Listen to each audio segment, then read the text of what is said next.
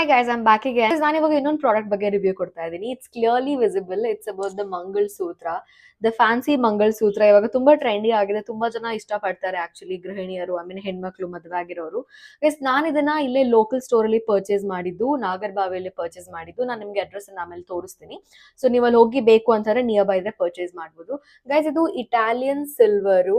ಇದ್ರ ಪೆಂಡೆಂಟ್ ಬಂದ್ಬಿಟ್ಟು diamond cut ಅಲ್ಲಿ ಇದೆ, ಸಿಂಗಲ್ ಲೇಯರ್ ಅಲ್ಲಿ ಇದೆ, ಸಿಲ್ವರ್ ಅಂಡ್ ಕರಿಮಣಿಗಳ ಮಿಕ್ಸ್ಡ್ ಕಾಂಬೋ ಅಲ್ಲಿ ಇದೆ. ಸೊ ಡೆಫಿನೆಟ್ಲಿ ಕರಿಮಣಿ ತಾಳಿ ಅಂತ ಅಂದ್ರೆ ಕಪ್ಪು ಕಲರ್ ಇದ್ರೆ ಒಂಥರ ಚೆನ್ನಾಗಿರತ್ತೆ ಅಂತ ಹೇಳ್ಬಿಟ್ಟು ಇದನ್ನ ತಗೊಂಡಿದ್ದು.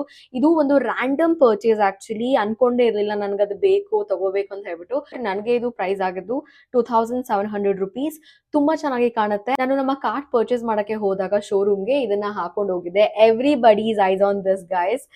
ಐ ಮೀನ್ ಎಷ್ಟು ಜನ ಕೇಳಿದ್ರು, ಎಷ್ಟು ಜನದ ಐಸು ಅದ್ರ ಮೇಲೆ ಹೋಯ್ತು ಅಂತ ಅಂದ್ರೆ ತುಂಬಾ ಜನ ಕೇಳಿದ್ರು. ಅಂಡ್ ಇನ್ನೂ ಕೆಲವರು ಕಾಂಪ್ಲಿಮೆಂಟ್ ಕೊಟ್ರು, ಒಳ್ಳೆ ಪ್ಲಾಟಿನಮ್ ತರ ಕಾಣಿಸ್ತದೆ, ಶೈನಿಂಗ್ ಅಂತ ಹೇಳ್ಬಿಟ್ಟು.